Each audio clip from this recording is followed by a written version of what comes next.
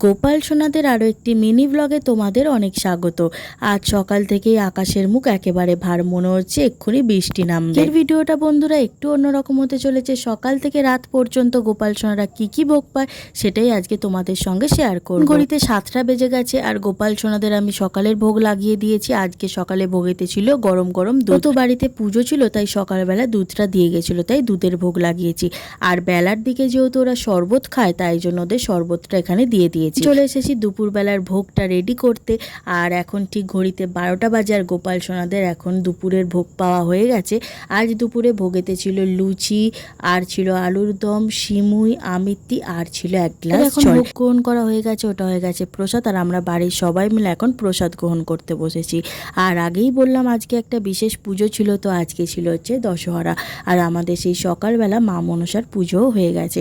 এখানে মা আর আমি কিনে হাসাহাসি করছি জানি না, তবে আমরা যখন একটু বেরিয়েছিলাম তখনই ঝমঝমিয়ে বৃষ্টি এসে গেছে। ঘড়িতে বাজে বিকেল 4টে আর আমি গোপাল সোনাদের বিকেলের ভোগটাও দিয়ে দিয়েছি। বিকেলে ভোগেতে ছিল আম, আর সন্ধ্যেতে ওদেরকে একটু বিস্কুটের আর জল দিয়েছিলাম। 9টা বাজে আর মা এখন বসে পড়েছে নাড়ু করতে। কোনো ভালো দিন থাকলেই সেদিনকে আমাদের বাড়িতে নাড়ু হয়, আর আজকে রাত্রে ভোগেতে ছিল নাড়ু আর জল। রাধে রাধে।